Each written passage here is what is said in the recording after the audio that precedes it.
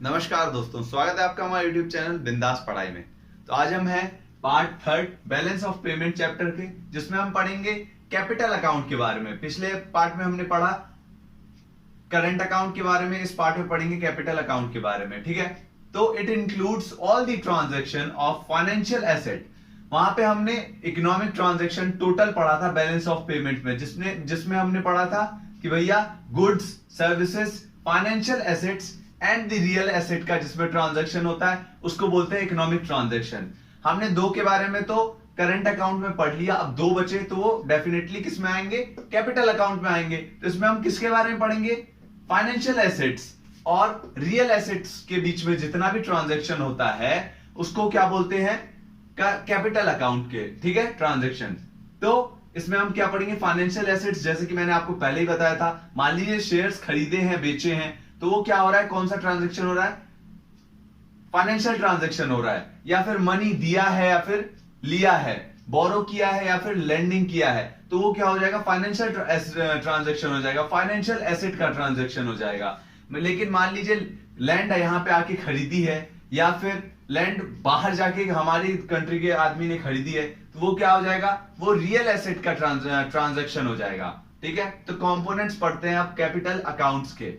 तो capital account के दो कंपोनेंट है, वैसे तो मेनली चार कंपोनेंट होते हैं, अलग अलग बुक्स में अलग अलग दिया रहता है, लेकिन यहाँ पे मैंने चारों को दो ही में कन्वर्ट कर दिया। ठीक है, तो बोरोइंग एंड लेंडिंग। तो बोरोइंग एंड लेंडिंग से यहाँ पे क्या समझ रहे हैं आप, बोरो किया है मतलब कि पैसा लिया है, तो लिया है तो कभी भी पैसा बाहर से आ रहा है तो उसको क्या बोलेंगे, प्लस साइड में लेंगे हम। भैया बोरो को प्लस साइड में लेंगे, या फिर बोरो में एक और चीज आ जाता है प्लस साइड में। मान लीजिए हमने किसी को लोन दिया था, ठीक है, लोन दिया था हमने बाहर कंट्री में, हमारी इंडिया की गवर्नमेंट ने अमेरिका की गवर्नमेंट को मान लीजिए लोन दिया है। अब लोन अमेरिका वापस लौटा रहा है, रीपेमेंट ऑफ लोन।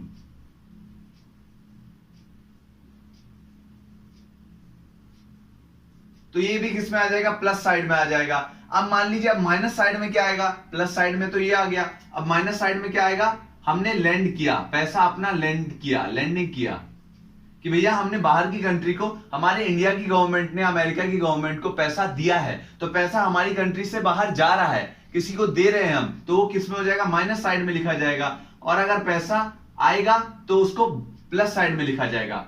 हमने अमेरिका से पैसा लिया तो वो हमारे कंट्री में आ रहा है पैसा, तो बोरो प्लस में आ जाएगा। लैंडिंग के साथ किस में आएगा, मान लीजिए हमने रीपेमेंट किया, रिसीव्ड यहां पे लिखेंगे, और यहां पे रीपेमेंट ऑफ लोन, हमने किया है भैया रीपेमेंट, हमने अमेरिका को रीपे किया है, हमने अमेरिका से किसी टाइम पे पैसा लिया होगा, हमने उसको वापस पैसा दे दिया, लोन का पैसा वापस चुका दिया हमने अमेरिका को, तो वहां पे क्या कर रहा है, हम पैसा दे रहे हैं, हमारी कंट्री से पैसा जा रहा है, तो वो भी माइनस साइड में आ जाएगा। ठीक है, तो यहां पे क्रेडिट, ये जो प्लस साइड होगा वो क्रेडिट में आ जाएगा, और ये जो माइनस साइड हो जाएगा क्योंकि पैसा जा रहा है इसलिए वो डेबिट में आ जाएगा, डेबिट साइड में आ जाएगा। अब सरप्लस है या फिर डेफिसिट, वो हम कैसे पता करेंगे, वो तो आपको अभी तक आइडिया लग ही चुका होगा कि मान लीजिए अगर पैसा क्रेडिट ज्यादा है डेबिट से, क्रेडिट ज्यादा है डेबिट से, तो किस में आ जाएगा, सरप्लस में आ जाएगा, क्योंकि पैसा ज्यादा आ रहा है एज कंपेयर टू पैसा जितना जा रहा है। ठीक है, अब अगर क्रेडिट जो है वो डेबिट से कम है तो वो किस में आ जाएगा, डेफिसिट में आ जाएगा, और अगर क्रेडिट डेफिसिट के बराबर है तो वो बैलेंस में आ जाएगा। ठीक है, तो यहां पे हमने बोरो और लेंडिंग के बारे में पहले पढ़ा, टू एंड फ्रॉम अब्रॉड। ठीक है, अब यहां पे एक और इंपॉर्टेंट चीज है, अगर ये बोरोइंग और लेंडिंग, ये दोनों जो कारोबार है वो दो कंट्रीज के बीच में हो रहा है, दो गवर्नमेंट के बीच में हो रहा है, तो उसको बोलेंगे ऑफिशियल ट्रांजैक्शन। ठीक है, ऑफिशियल ट्रांजैक्शन बोलेंगे। लेकिन अगर दो प्राइवेट आदमी, एक पर्टिकुलर आदमी के बीच में हो रहा है कि भैया एक इंडिया का आदमी है, एक अमेरिका का आदमी है, दोनों के बीच में बोरोइंग और लेंडिंग चल रही है, तो वो अगर हो रही है तो उसको बोलेंगे प्राइवेट ट्रांजैक्शन, क्योंकि भैया दो पर्टिकुलर आदमी के बीच में हो रही है, यहां पे कोई कंट्री की बात नहीं हो रही है।